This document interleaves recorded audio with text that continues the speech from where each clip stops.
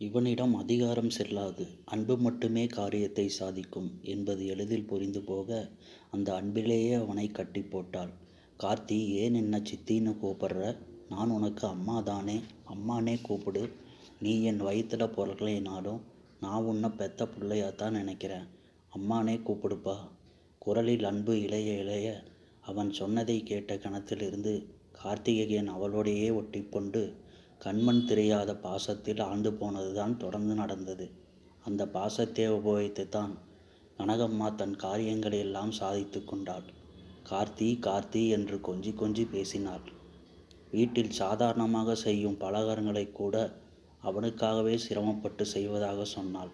சாதாரணமாக வாங்கிய துணிகளை கூட அலைந்து திரிந்து அவனுக்கென்றே தேடியதாக சொன்னாள்.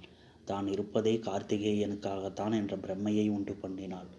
ஊர் உலகத்தில் சித்தியாக வாய்க்கிறவர்கள் பொதுவாக கொடுமைக்காரிகள். மூத்தாளின் பிள்ளையை கொடுமைப்படுத்துவார்கள், துன்புறுத்துவார்கள் என்று அதுவரை கேள்விப்பட்டிருந்த கார்த்திகேயனுக்கு கனகம்மாவின் செயல்கள் ஆச்சரியத்தையும் சந்தோஷத்தையுமே அளித்தன. என் சித்தி தப்பு தப்பு அம்மா, மற்றவர்களைப் போல இல்லை. என்னை அடிப்பதில்லை, திட்டுவதில்லை. ஏன் என்று அதற்றல் கூட இல்லைதான். எத்தனை ஆசையாக எனக்கு எல்லாம் செய்கிறாள்.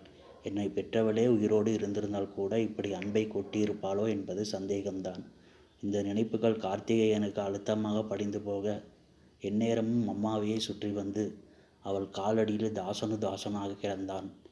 சமையலறையில் தொடங்கி கடைக்கு போவது, மாவரைக்க மிஷனுக்கு போவது, காய்கறி மளிகை சாமான்கள் தவறாமல் வாங்கி வருவது, எல்லாவற்றையும் அவளுக்கு உதவினான். அவ்வப்போது அவள் காலை பிடிப்பது, கையை பிடிப்பது என்று தொடர்ந்து ஒரு சில நாட்களில் சமையல் முழுவதையுமே கூட செய்து விடுவதில் வந்து நின்றது. ஆனால் இத்தனையும் கார்த்தியின் அப்பாவுக்கு தெரியாமல் தான். அவரின் எதிரில் கார்த்திகேயனை கொஞ்சுவது மட்டுமே நடந்தது. அடுத்த வருஷம் சுதாகரும் பிறந்த பின்னும் இந்த நாடகம் எதுவும் குறையாமல் நடக்க கார்த்திகேயனின் பாசம் இன்னும் கூடி போயிற்று. தனக்கென்று பிள்ளை ஒன்று பிறந்த பிறகும் தன் தாய் அன்பாய் ஆசையாய் இருக்கிறாளே என்ற மகிழ்ச்சி அதிகமாயிற்று.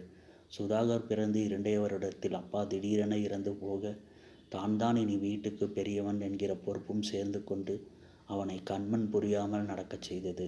மூத்தாள் பெற்ற பிள்ளை இப்படி தன்னையே சுற்றி வருகையில் தான் பெற்றது மட்டும் விட்டந்தியாக இருப்பதை கனகம்மா சீக்கிரமே உணர்ந்து கொண்டாள். சுதாகரின் சின்ன வயசிலிருந்தே வித்தியாசமாகத்தான் இருந்தான். அம்மா அண்ணன் என்ற அன்பும் பாசமும் இருந்தால் கூட தன்னுடைய நியாயமான உணர்வுகளையும் செயல்களையும் யாரையும் கட்டுப்படுத்துவதை அவன் விரும்பியதில்லை. நல்ல புத்தி, படிப்பில் முதல் புஸ்தகங்களே கதி என்று கிடந்தார்.